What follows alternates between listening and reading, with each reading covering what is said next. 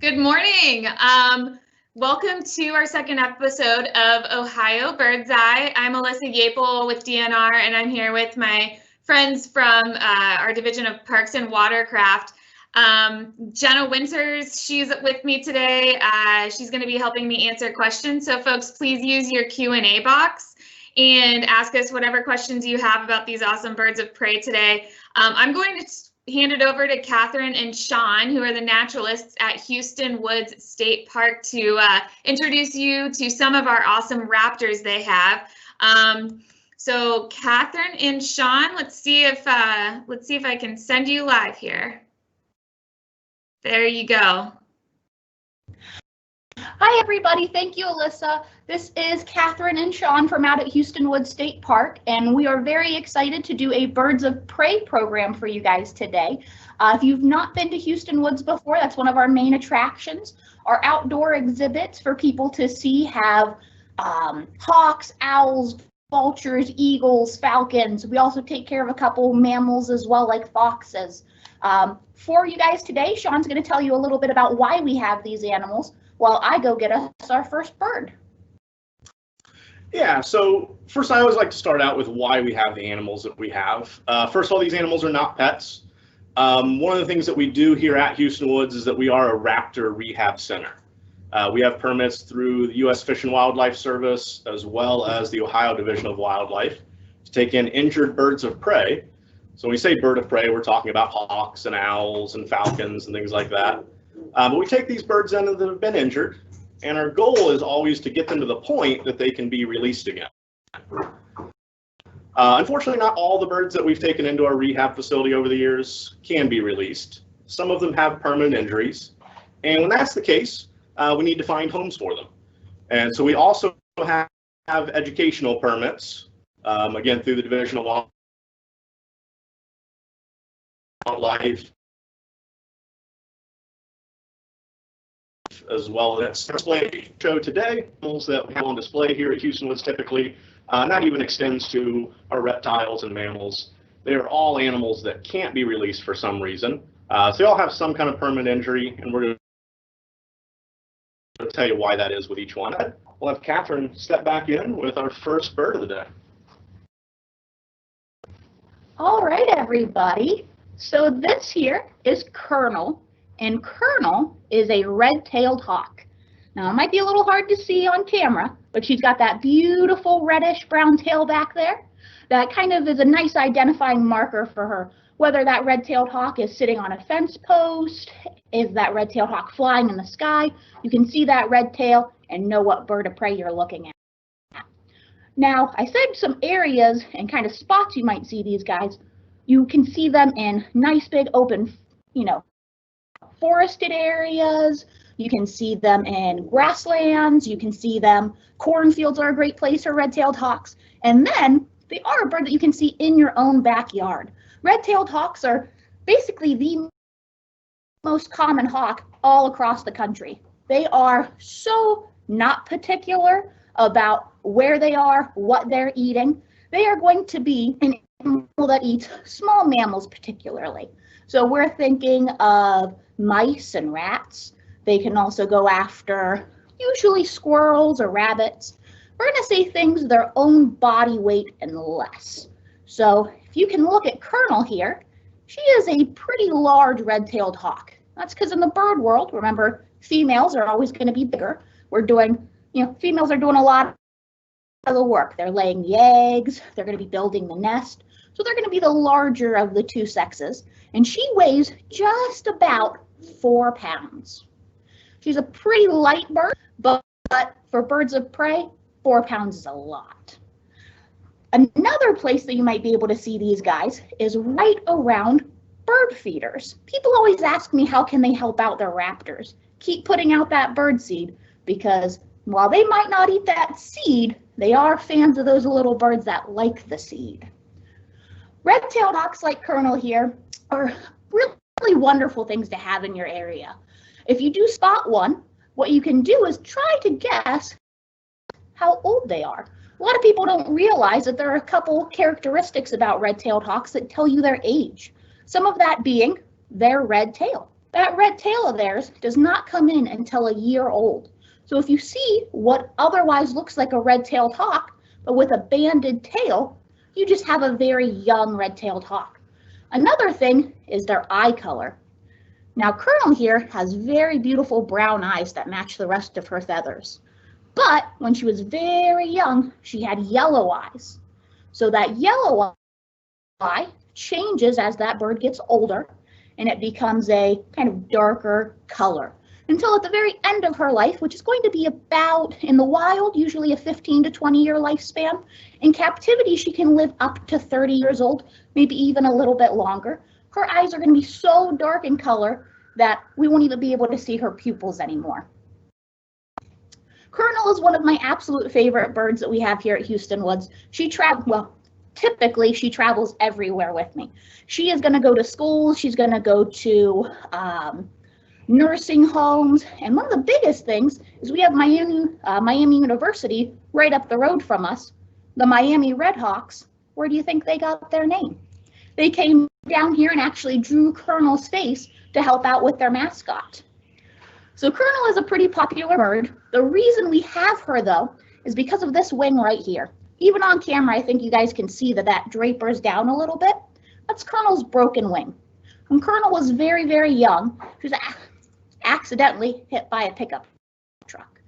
The man was very, very worried. He called us because he couldn't find the bird. He knew he had hit a hawk, so he gave us the location, told us all about it, but said if somebody calls in, this is what happened. We never got a call until it was about 10 in the morning. At 3 p.m., we got another phone call from this man and said, well, I picked my son up from school, and he asked, why do we have a red-tailed hawk sitting in the back of our truck? He had Colonel on the back of his pickup truck all day, never realized it, and immediately brought her to our rehab center. But unfortunately, that is hollow. Birds have hollow bones, and that's what allows them to be so aerodynamic and fast flying. And that means they're pretty fragile bones. And so with that car collision, Colonel can no longer fly, and that means that she gets to hang out with us. I'm really excited for all the other birds that we have to show you today, and I believe Sean is ready with our next bird.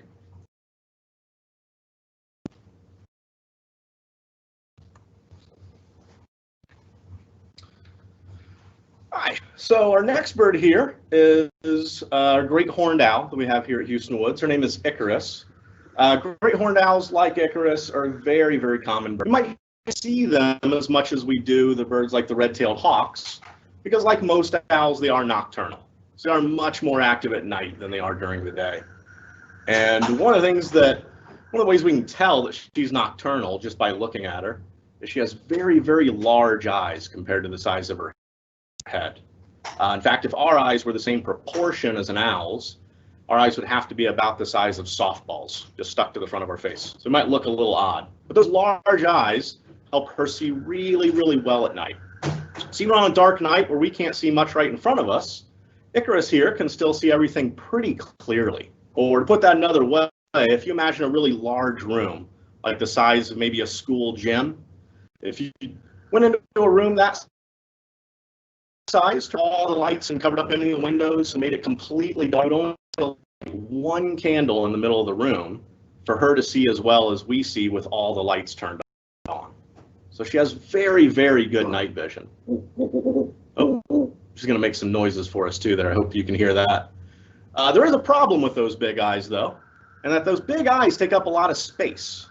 In fact, they take up so much space in her head, they don't leave a lot of room for other things, like brain for one. So many of you guys may have heard that the old adage of the wise old owl. Not so much. Owls are kind of the low end of the spectrum when it comes to intelligence in birds. But the thing it definitely doesn't leave room for is they don't leave room for muscles to move those eyes. So whereas most animals and us, we can move our eyes back and forth and up and down without moving our head, owls can't. Owls' eyes are completely locked into one position. So anytime she wants to look in another direction, she has to turn her whole head that way. So what she can do, she can turn her head almost in a complete circle. She can't go all the way around like some people say, but she can turn her head about 270 degrees, which would be, and she won't do it, But if she started turning her head and looking at me, she could actually keep going until she was looking all the way over that other wing. And she can do that in both directions. They have a very, very flexible neck. Now, even though they do have that great eyesight, especially great eyesight, they actually are going to use their hearing a little bit more. Owls don't really fly around looking for food. They're typically going to be listening for their food. So great horned owls will usually sit up high in a tree, be very quiet and still, and listen for animals crawling around underneath them. And to help them out with their hearing, they have a few special features. For one, she has these kind of rings that go around her eyes that she doesn't want me to point out there. We call those facial discs, and you can kind of think of those as little satellite dishes. They kind of collect sound and funnel it towards her ear. It'd be kind of the equivalent of us all walking around all day with our hands cupped behind our ears like that. It just kind of gives her a slightly heightened sense of hearing. She can even move those feathers on her face a little bit to kind of fine-tune that sound in. And then her ears, and I know it kind of looks like her ears are up on the top of her head. Those are actually just feathers, and I'll talk about those in a minute. Her ears are actually behind those facial discs near her eyes. They're covered up by feathers, so we can't really see them. But if you could, what you'd notice is that on one side, the ear is down near the bottom of her head, and on the other side, the opening for the ear is way up on the top of her head. So her ears are kind of lopsided. But the reason for that is that by having those ears lopsided or offset, it actually helps her better tell where a sound is coming from. So even if she can't see something, she knows exactly where it is just by hearing animals crawl around on the grass or walking below her. Oh, she got excited about that too. And then the other way she can use sound to her advantage is that owls actually have specialized feathers on their wings. The edge of her feathers on her wings are actually kind of ruffled. And what that does is it actually allows her to fly completely silently. So she can sneak up on her food and catch it before it ever knew that she was there. And her food can be a lot of things as well. I often kind of think of a great horned owl just as the nighttime version of the red-tailed hawk. They live in a lot of the same places as the red-tailed hawk. They eat a lot of the same things. So these birds are mostly found kind of out in the country, out in open areas. But we can see them in cities and suburbs and just little neighborhoods. We find them all over the place.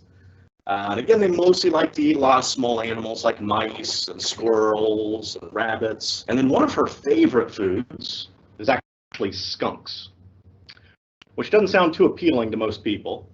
But great horned owls actually love skunks, and that's because while they have great eyesight and exceptional hearing, they actually have a very poor sense of smell. So she doesn't smell the skunks at all.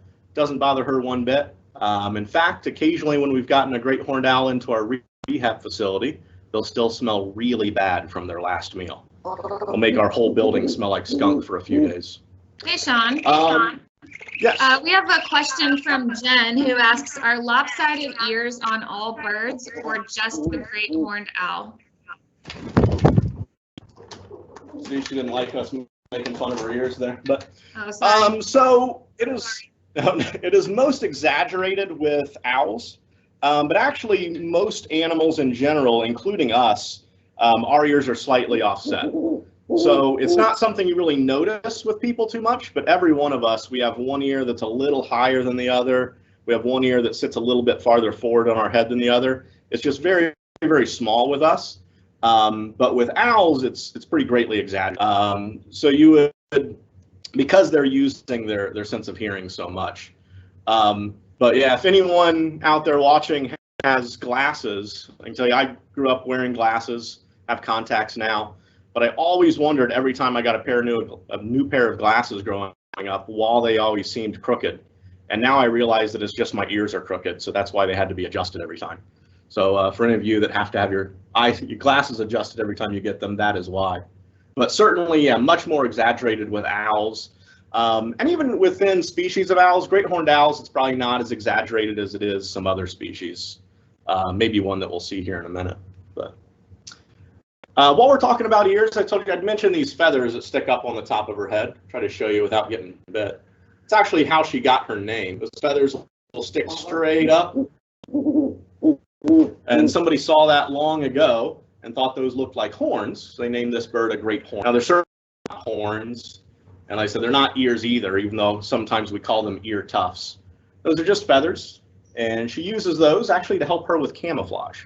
When she's sitting up in a tree trying to hide, she'll stick those feathers up, and then it kind of breaks up her outline. So if we or another animal looks up there, we don't see a round head that would kind of stick out in nature. You see that more jagged shape, and it helps her just kind of disappear, helps her blend in. Icarus has been with us for several years now, and she is actually kind of a special case. She's one of the few birds that we don't have because of a physical injury. Icarus came into our rehab facility when she was very young. In fact, we think she was only a few weeks old. Unfortunately, a storm had blown her out of her nest. Now, we knew where the nest was, so what our first goal was to try to just put her back into the nest. But every time we tried, her mother attacked us, and so we weren't able to get her back up into the nest. Our next plan was to make a nest, and we did. We made a little basket, kind of lined it with sticks and grasses, and put her in it, put it up into the tree as far as we could get it, and it kind of worked. Her mother did come back and start feeding her, but then we noticed she had a couple siblings up in the real nest, and we didn't think it'd be possible for her mom to take care of two nests at one time. So we ended up bringing Icarus back here to Houston Woods. She was very, very small at the time. She was only about the size of maybe a grapefruit. Couldn't fly at all. And unfortunately, by the time she got to where she could fly, she basically didn't want to anymore. Icarus is what we call an imprinted bird, which basically means that she actually doesn't know she's an owl. She kind of thinks she's a person. Now, some people think, that might make a bird very friendly, but it's actually quite the opposite. Imprinted birds like Icarus tend to be very aggressive. And so if we tried to turn her loose, she would actually probably attack people. She wouldn't be afraid of people like she should be. And she would have a hard time surviving in the wild because of that behavior that she just doesn't know how to behave. So now she stays with us. She's kind of a famous bird for us. A lot of people have seen her over the years, and she definitely has some attitude. If you come visit Houston Woods, she will often be calling from her cage for everyone to see. A couple other things I'll point out real quick before we maybe move on to another bird as well is just like the hawk, she has a curved beak and she has curved talons. One difference with her talons is that great horned owls can actually squeeze those talons with a little bit more than 300 pounds per square inch of force. It's more than 300 psi. That is very, very strong. In fact, it is strong enough to break bones. So if she really wanted to squeeze down on my hand, she could hurt me quite a bit. Luckily, she's not squeezing right now. She's just kind of hanging out. So I think with that, we will switch gears again and we'll let Catherine come back in with our next bird.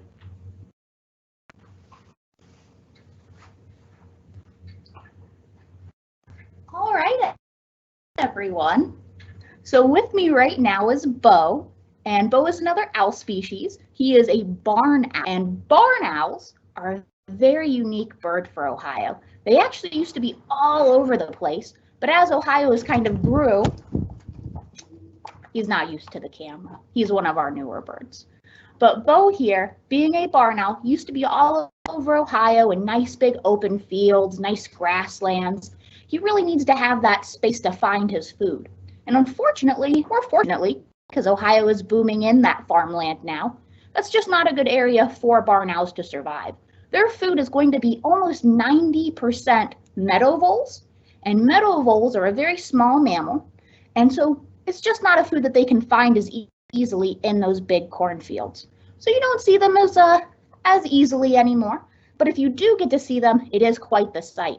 It looks very different than our other owl species that you find here in Ohio. One kind of big difference is the color.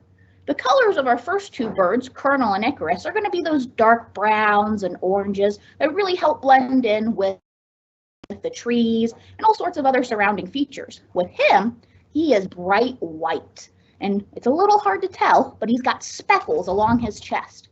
What that white and those speckles are made to camouflage in with are basically the tops of grasslands, and all those grasses with the seed pods, those kind of mimic the speckles from those seeds, and so he kind of sticks out like a sore thumb around here. The other thing that really sets him apart is his face. A lot of people love to look at the barn owl's face because they have that pretty heart shape. And I know Sean mentioned facial discs to you guys. They are just so dramatic on a barn owl because remember, owl species like to use their hearing. So he has those facial discs to help funnel sound back to his ears. And his are a little bit more dramatic than the great horned owl. And that is so dramatic, in fact, that if he wanted to, he can actually move the feathers on his face.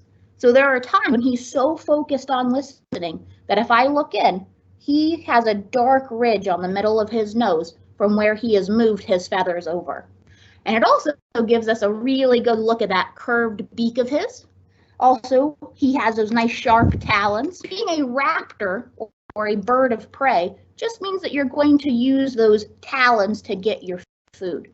So what he's going to do is very similar to our other birds. He's going to be sitting very patiently waiting. He might be flying and listening.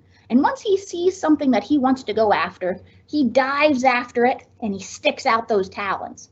When he sticks out those talons and flies down in that dive, they're not very fast birds. They can only reach speeds of maybe 30 miles per hour.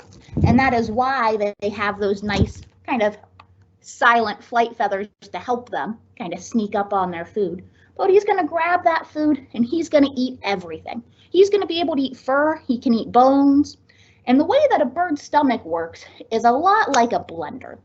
So first it goes down in and it goes to a crop. And that crop is where it starts spinning around. And all the really good nutritious stuff goes down into his stomach. But the bone and the fur that's really hard to digest just kind of keeps spinning. And while it's spinning, it starts collecting and compacting together. A lot of people out there may have dissected an owl pellet before. That is what's being formed there in his crop. So as it becomes a ball, it will harden a little bit. He will go ahead about once a day, shake his head, and whoop, out comes a pellet.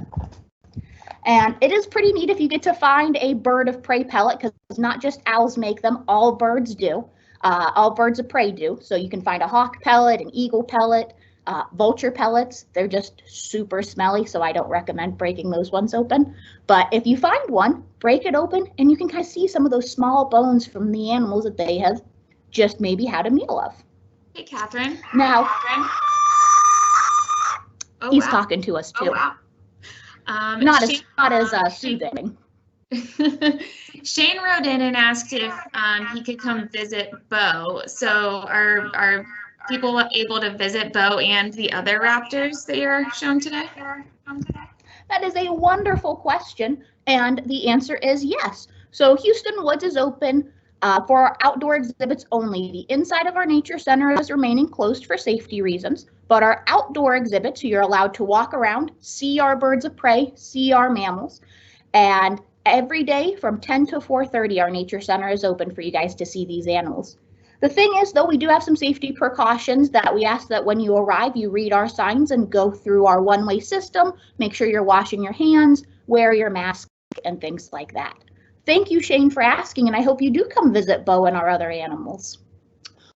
What is pretty neat about Bo, and hopefully you guys got to hear it before we asked our question, was the sound that a barn owl makes.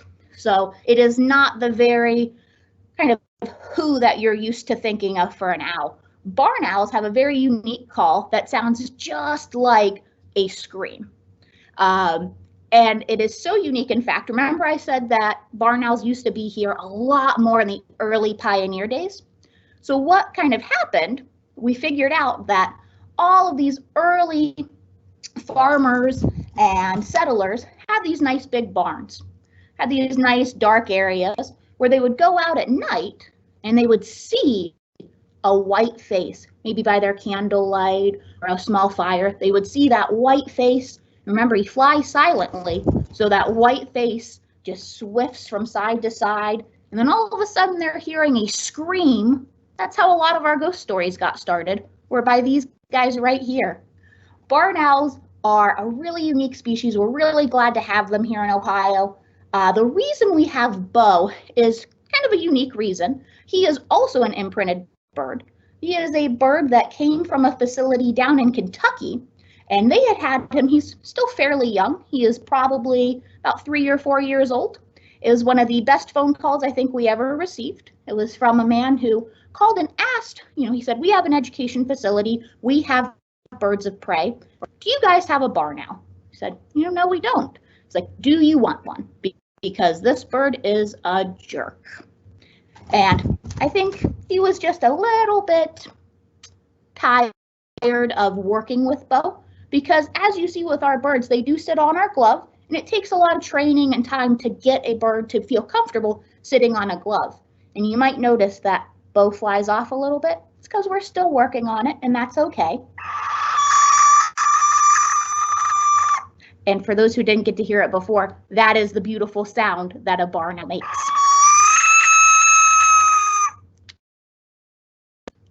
And with that, I am going to hand it over to Sean. We're going to switch gears a little bit for you and bring in one of my favorite birds.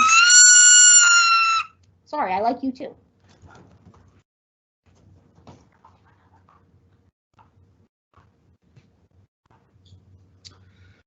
All right. Well, and this bird is actually our newest bird here at Houston Woods State Park. She is brand new. This is actually probably the first time we've even talked about her to anyone. So she's still getting used to it. So you might notice she's not quite as comfortable on the glove as some of the other birds. That's why she might open her mouth and pant a little bit.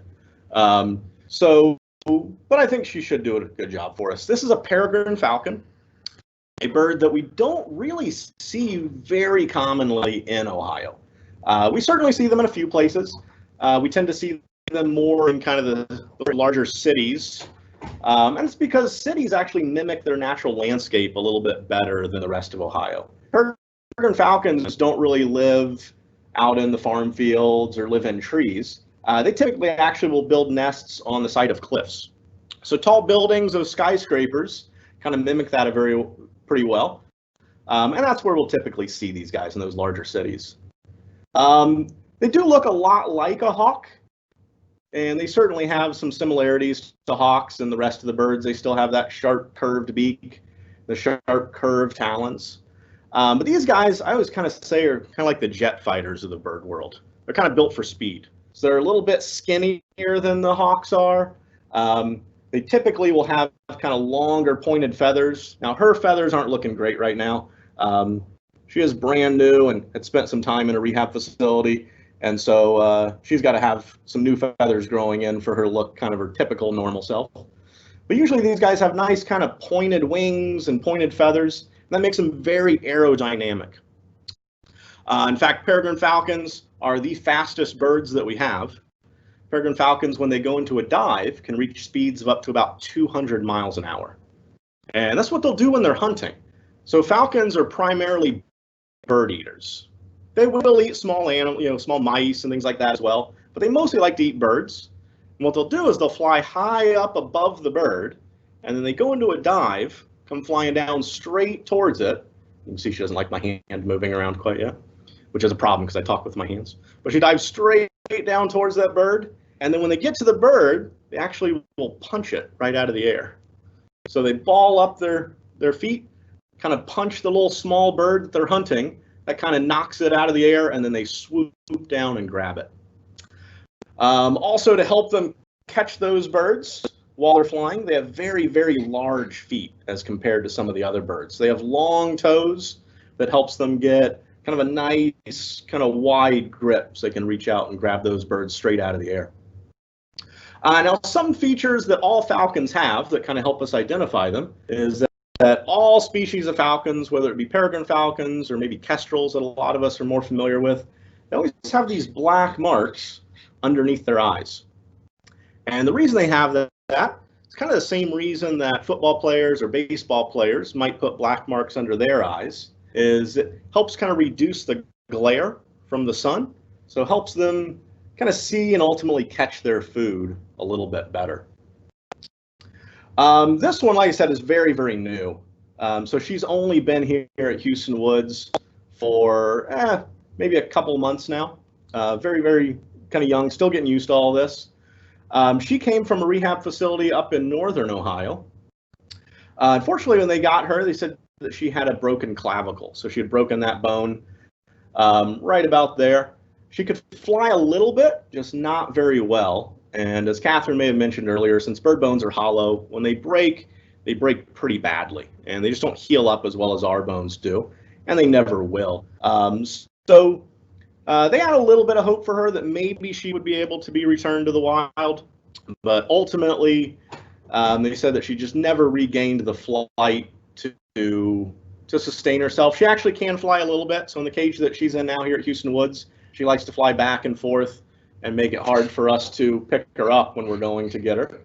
But just can't sustain that flight well enough that she'd be able to catch birds and catch everything else that she would need to be able to get out in the wild. So she is, as Catherine mentioned it with the other birds as well, the females are a little bit bigger, and that's definitely noticeable with falcons. She is almost the size of maybe a small red-tailed hawk, which with a male falcon would be quite a bit smaller. But if you don't see these guys around your area, like I said, that's pretty typical. You know, we do have the Division of Wildlife. We'll often have a camera set up when they're nesting in Columbus. You can get good examples of them then. And one of my favorite things that I've noticed with the falcons in Columbus that the wildlife tracks is they actually have GPS trackers on them, so they can tell where those birds go year round. They are a migratory bird, so when it starts to get cold, they're going to head down south for the winter. But what they noticed about the pair that they've got the camera on up in Columbus is that the male, when it travels down to South America, will always end up on the west side of South America, and the female of that pair always ends up on the east side of South America. So while peregrine falcons are a monogamous bird, they do mate for life. I always like to say they vacation separately, and then they'll come back together for the next year and raise their next batch of young. So very interesting bird. It's one that is doing a lot better. We are, even though I said they are quite rare in Ohio, we are seeing more and more of them, and definitely a very interesting bird, and I'm pretty happy that we've got one that we can now show people. And with that, I think we will hand it back over to Catherine for another one of my favorite birds.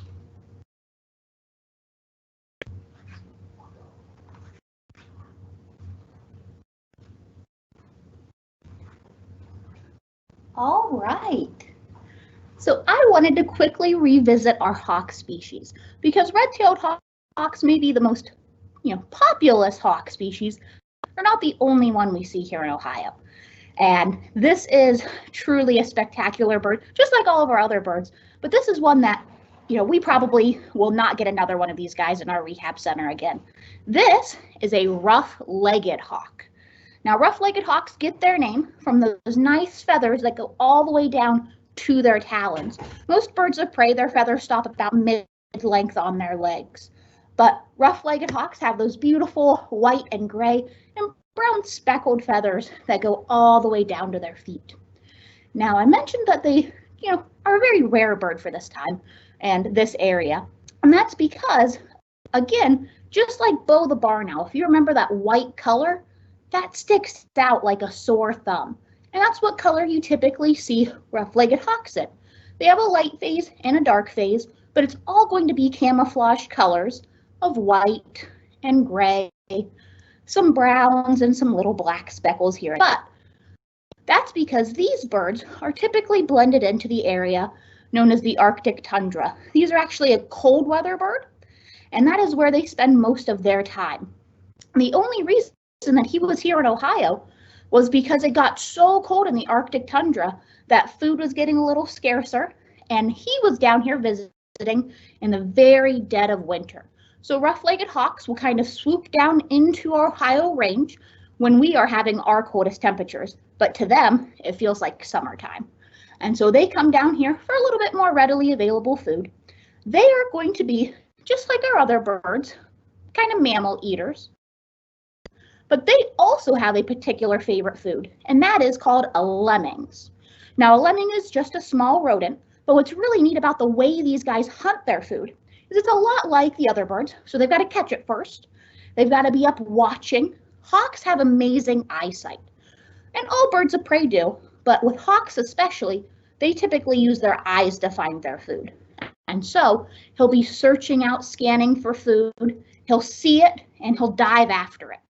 When he dives, hawks can reach speeds not quite like a peregrine falcon, but of speeds about 90 miles per hour. And when he gets down to that food, he grabs it with his talons, and usually hawks will just start eating. And if you see a rough-legged hawk, they might as well. But what they could do instead of immediately eating that food is take it back, and they are actually hoarders of food. They will get as much food as they can because they know in the Arctic tundra it's very scarce. So if there's a lot of food, they will actually stockpile and store food for later. And so sometimes with those rough-legged hawks, they've got a lot of food around them that can last them for a few days. A bird the size of Nanook here, which I apologize for not introducing him earlier. I was just so excited to talk about him. Nanook, what the bird will be doing this size will go ahead and eat maybe 3 mice, 3 lemmings, a medium-sized rat, and that will sustain them for 1 day. So you've got to think they've got to find that food every single day. It's not a bad idea to store some food. Yes. So do you feed them the live animals there, or somebody wrote in asking what you guys do feed the birds? So what you're talking about, is that what you give them? Absolutely. So we do not have stockpiles of lemmings here in Southwest Ohio, but what we do feed him, and he still loves them, is our birds can't catch live food. You've seen with each one of our birds, they have some sort of injury, whether that be a mental injury, a physical injury, that makes them incapable of catching that food. It would run away from them before they even got close to it. So what they get is pre-prepared food. We dish it up to them in the form of mice sometimes. They do get rats. He is not a huge fan. Some of our birds really love it. They get fresh fish. We are so thankful for our partnership with the Division of Wildlife, and from the fish and hatchery section, they will come out and give us some of the fish that they've had to take for some of their studies and surveys and things, so that way they get repurposed for a good use. And so we're very thankful to the Division of Wildlife and a lot of our sponsors for helping feed our animals. But with this guy here, I think his favorite food is probably the mice. It's a very exciting day when that happens. You'll get to hear him peep a little bit, and he'll run around, because unfortunately, when Nanook decided to come down here into Ohio, he wasn't looking out for traffic, and he was in fact hit by a car. And he is one of our birds that did have to have a partial amputation to his wing, and that's just because it was so badly damaged, there was no way for our vet to actually get it in a functional form for him. It would have just been dragging on the ground and could cause later infection and things like that. So it was better for him to lose just a part of that wing to otherwise have him a healthy and happy rest of his life, which will be very similar to the red-tailed hawk. So we're hoping that he will be sticking around with us for a long time, maybe up into that late 20s, 30 years as well, which would be really spectacular. Now, a couple other really neat features about this guy is he still has the dark eyes. His eyes are about the same color as Colonel, so he is a kind of a middle-aged bird for us. I wanted to show off his feathers a little bit, because remember, he's got that beautiful speckling color. He's got a little bit of a smaller beak, and just his size generally is a little smaller because he is a male. You can see rough-legged hawks a little bit larger than this, and those are going to be your females. And I believe Sean mentioned it with the peregrine falcon. Not all birds of prey are monogamous. Hawks, though, are also one of those. Hawks are monogamous, meaning that if you see a pair, they are going to be together for their whole lives. They're going to stay together, build a nest, raise their young together, and kind of share the duties of the work. There are other birds of prey species that not always the mom and dad take care of everybody. But for hawks, you'll usually see them together, and they're also kind of birds that like repetition. So if they have a nest in an area and it stays undisturbed, they can keep going back to that exact same nest over and over, loving that area, as long as their nest has kind of remained quiet and there's always some good food for them, and when they're laying eggs, for their babies as well. But like I said, Nanook is a very unique bird for us, which is why I kind of wanted to show him today for you guys.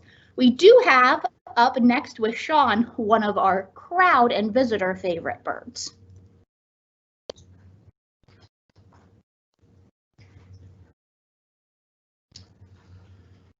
All right, so this bird, his name is Clyde, and he is a barred owl.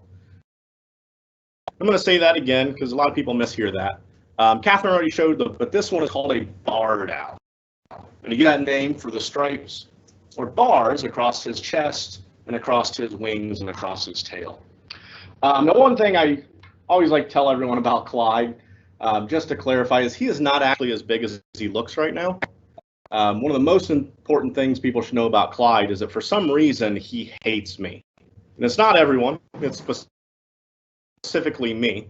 So as I'm talking about him, he always wants to make sure he knows where I'm at, and anytime I'm around, he puffs out all his feathers. So Clyde's not nearly this big. I'll try to show you this without getting bit, but I can actually stick a finger into those feathers and go all the way to there before I hit his chest. He's just kind of a big puffball. And I point that out because a lot of people think that, you know, these birds, because we take care of them every day, we're the one feeding them, we're the one that getting them any kind of medical attention. Sometimes people ask if we form any kind of bonds with the birds, and unfortunately that's not really possible. We certainly on our ends really enjoy the birds, but they don't really have that ability to necessarily bond with us and like us. And Clyde goes completely the opposite route, that he hates me. But barred owls like him, though, are a very, very common bird.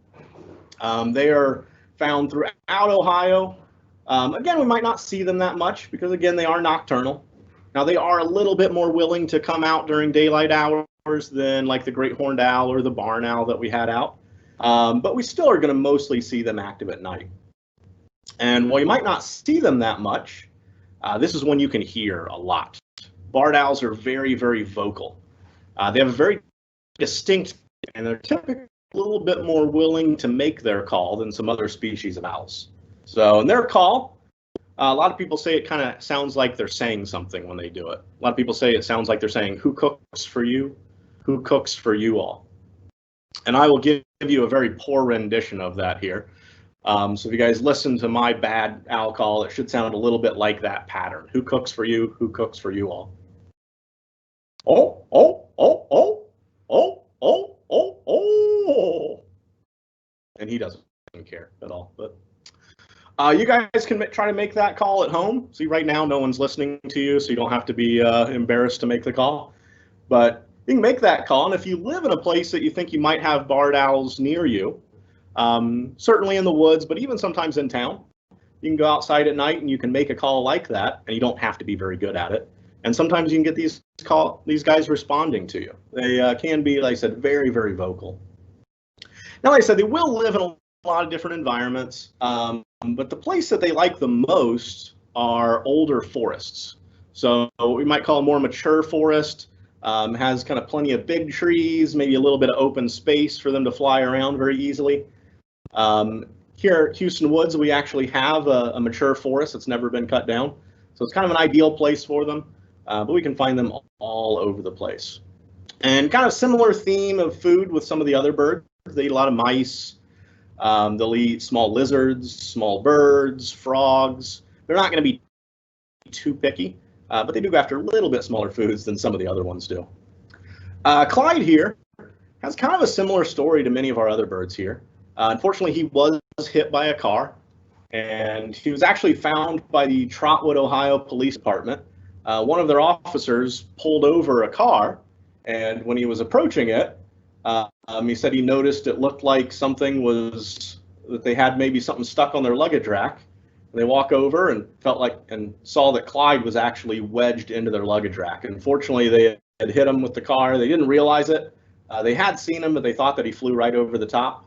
In doing so, he broke his wing. So the police officer brought him here to Houston Woods. We thought maybe he could be released because he can fly some. Again, when I was actually getting him to show him off today, he kind of flew around his cage and made it hard for me to catch him a little bit. But again, just can't sustain that flight for very long and doesn't have the maneuverability or the strength to really survive out in the wild. So I had to come to us. Now, again, he has a lot of the same features as the other owl species. He has very, very large eyes to help him see better. He has the same kind of facial discs, those big circles around his eyes. He has the offset ears, just like the other ones did. So he's primarily using that sense of hearing. Just like the other owls, he can fly completely silently. Excuse me. So certainly one that is a lot in common with them, but fills kind of slightly different role. That he's going after some of that smaller food. And like I said, one of our favorites here at the park, and really for a lot of people because they are so vocal, and we can often get a kind of better understanding of where they are because they're calling so much at night and will call back to us. So I think with that, Catherine has another bird she'd like to show you. Again, one of our favorites, so I will bow out and let her step in.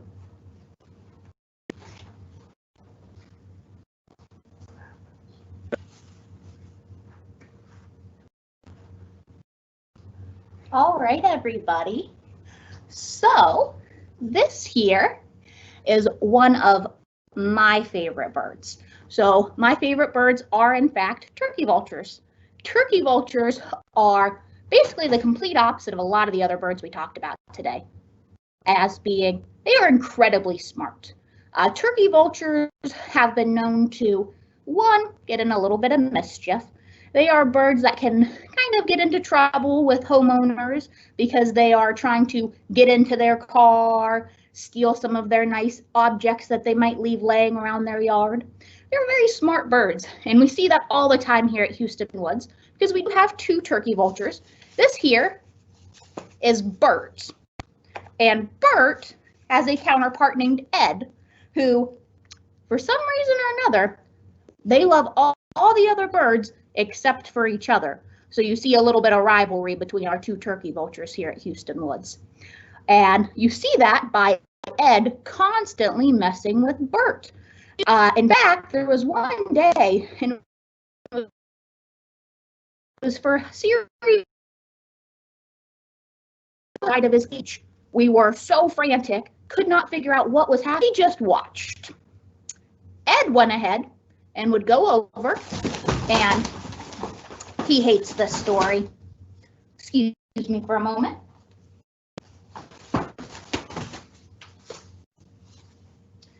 He doesn't like when I talk about him getting picked on. That's what it is.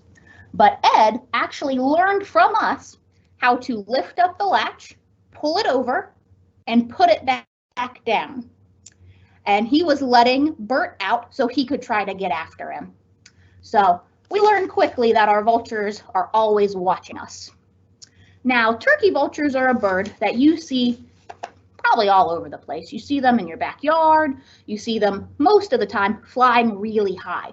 These are birds that you see kind of gliding in big circles. And a lot of people think that that means that these turkey vultures are flying over something dead, because they are the bird that eats carrion or already decaying meat. And that being said, though, if you're wanting to eat something and you start circling around it going, hey, the food's right here, that is a terrible hunting tactic. They're not actually circling dead things at all. That's a really huge myth. What they are doing when they're going in circles is really just taking a break. This bird, and you'll see me start to hold my arm here in a minute, they're a very heavy bird, and they're also a very big bird. So turkey vultures usually weigh on average from 4.5 to 5 pounds. And in the bird world, that is big. And then, not to mention their wingspan. They have a 6-foot wingspan, which is close to the small end of a bald eagle's wingspan. They've got that big wingspan, and that takes a lot of energy to flap those wings. And so, in ordering for them to take a break, what he will do is find the air that is coming up off the surface of the earth. And the way that hot air is coming up is actually in a circular pattern. Oh, Bert. There we go. They're actually catching that hot air coming off the surface of the earth in a circular pattern, kind of getting into that circular air and just riding that wave. It's called a thermal. He's just riding that thermal, taking a break from flapping his wings.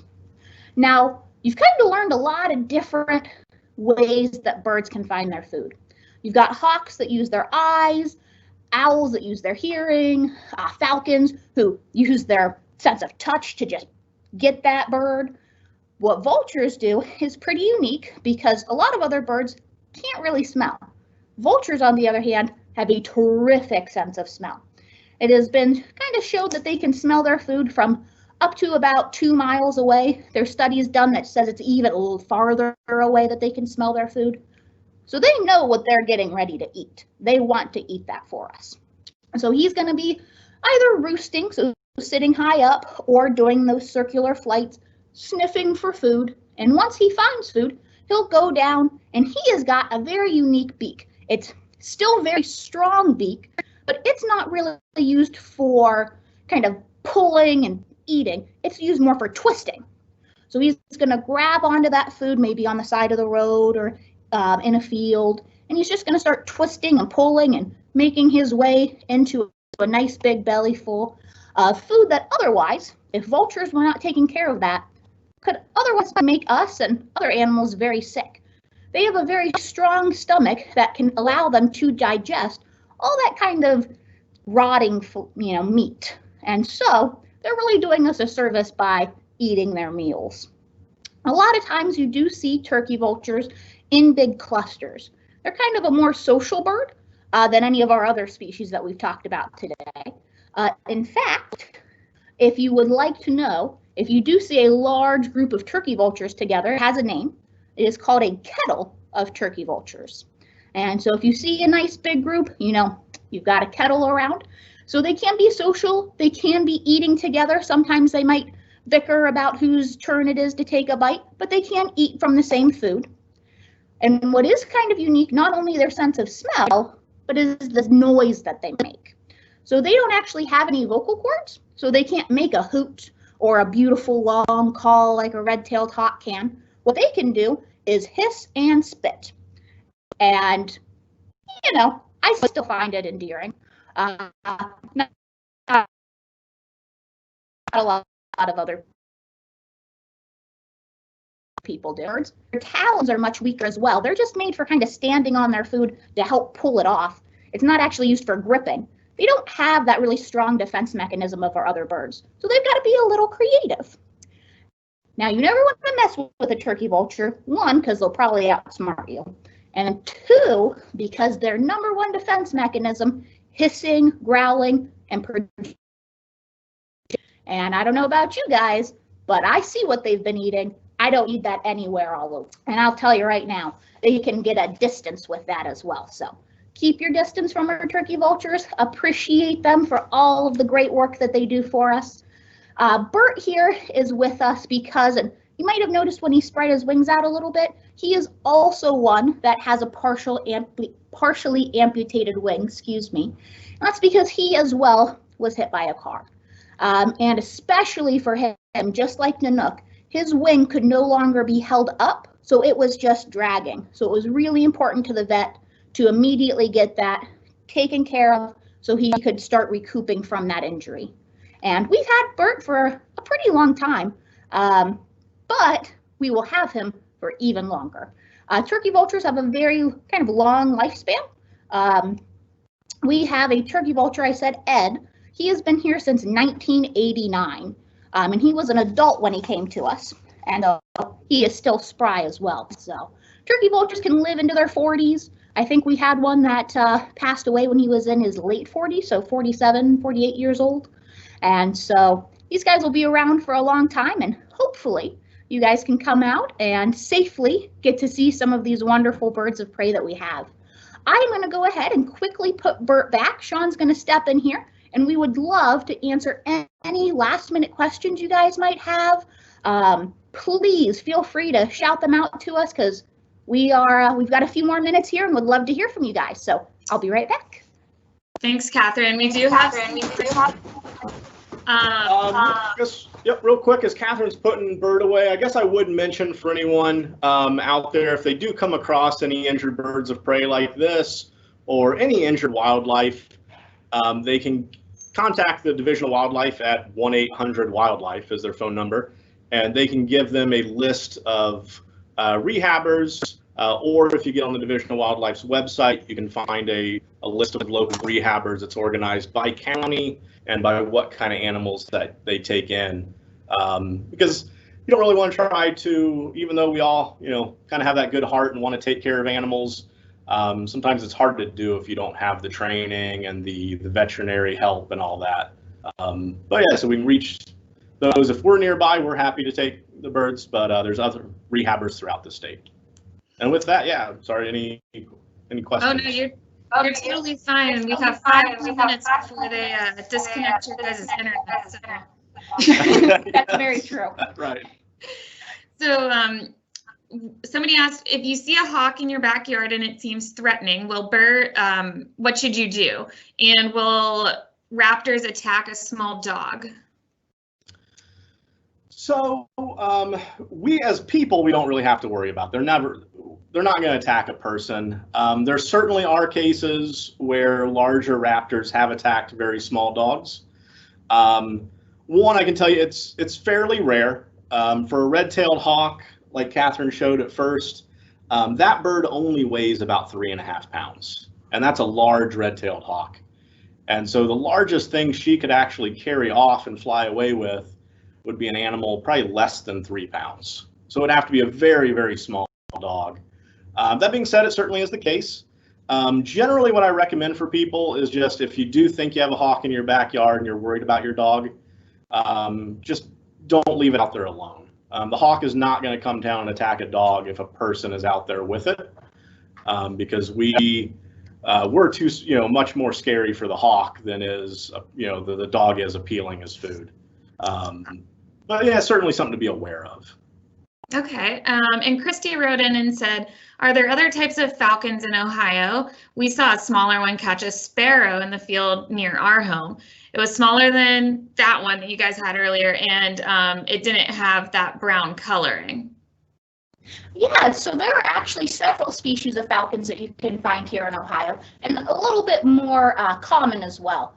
So we have got one, a merlin, which is going to be a medium-sized falcon. And then the more commonly seen one is going to be a kestrel. The American kestrel is a rather small bird, a little bit kind of the same size as like a screech owl, if you're familiar with that bird. It's going to be a kestrel that they are typically seen on power lines. So they are going to be on lines or fence posts looking for food over big fields, which definitely could be this situation. And they are going to be bird eaters as well, just like the peregrine falcon. So really common bird is that American kestrel. Merlins are our middle-sized, and then falcons, peregrines, as the larger. And then actually a common name for the kestrel is sparrowhawk. So that definitely could be what they saw going after a sparrow for sure.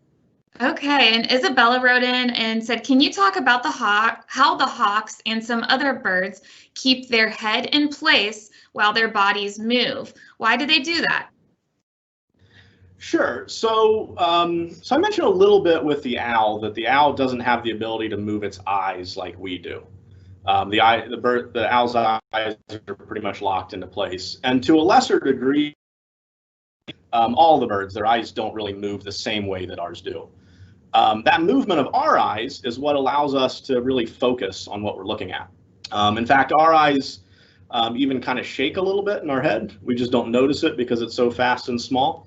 But that's what, like I said, keeps our focus. And since birds' eyes don't do that, they have to keep their head perfectly still.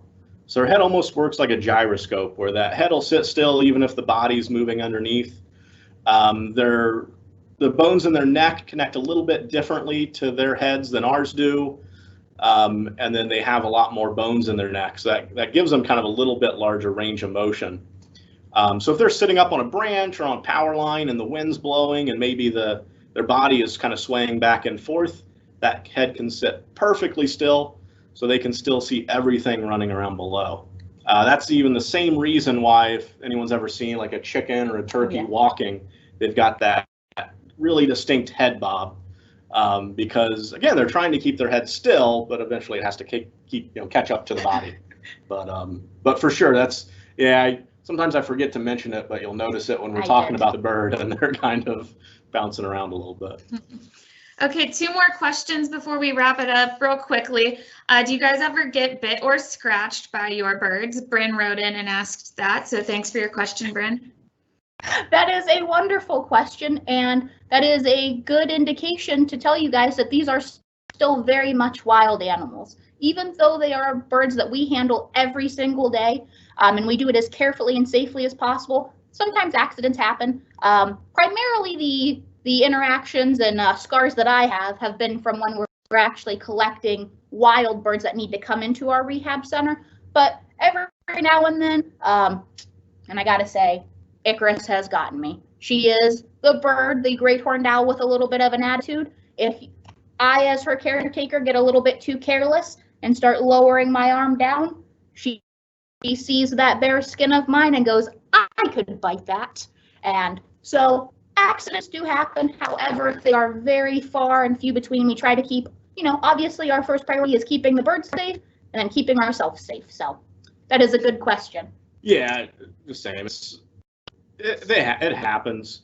And like I kind of mentioned with one of the birds is that, they're definitely not pets, and it's not like they like us. I feel like the relationship we have with the birds is, like I said, very one way.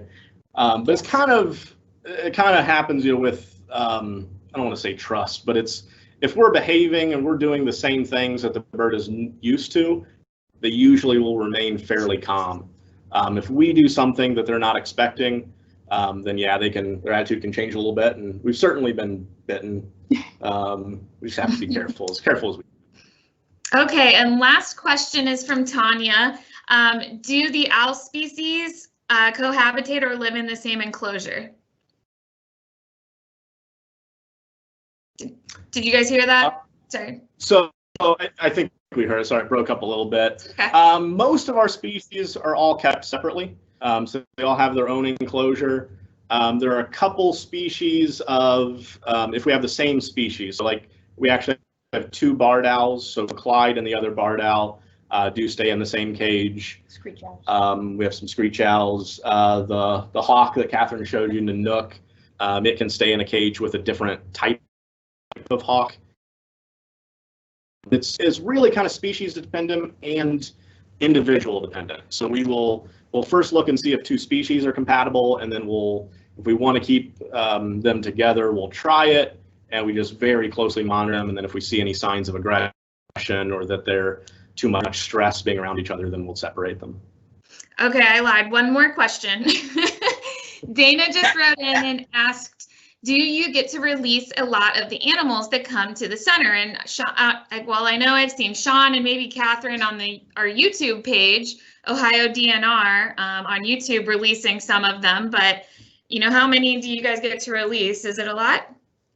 So we are, like Sean mentioned in the beginning, we have our Raptor Rehab Center. And so those birds of prey are not birds that you guys will ever get to see when you come to our nature center. They are kept in a separate facility, cared for, because we want them to still have that hesitation towards people and not get used to being in a setting like this. And so we take in usually anywhere between 40 and 50 birds. It is a fairly small operation. But we do have a really high success rate, and we do get to release the birds once they have been not only, rebounded back from their injury. We see that they're fit to be released. We take them to the vet. She will also sign off and go ahead and say that they are ready for release, and then we go ahead and return them back to where we found them and wish them really good luck. We've got several birds in rehab right now that I think as they grow and get a little bit healthier, you'll be seeing some more videos from us releasing some things here shortly. Okay, awesome. Thank you guys so much, Catherine and Sean, for the presentation, and thanks everybody for their questions, and for Jenna for helping me answer questions. So thanks for joining our second episode of Ohio Bird's Eye. Next week, we're going to be talking about hummingbirds. So I hope to see you next Wednesday at 10 for that. And tomorrow, if you want to join us and our friends from Old Woman Creek National Estuarine Research Reserve, we are going to be talking about bird migration and why they use wetlands. So That is tomorrow at noon. If you miss any of our webinars and you want to watch them back, you can check out our YouTube playlist. It's OhioDNR on YouTube, and I also shared the link in the Q&A box here. And you can go back and watch what we've done with these series. So thanks again. Have a good one. Thank you. I don't think they can hear us.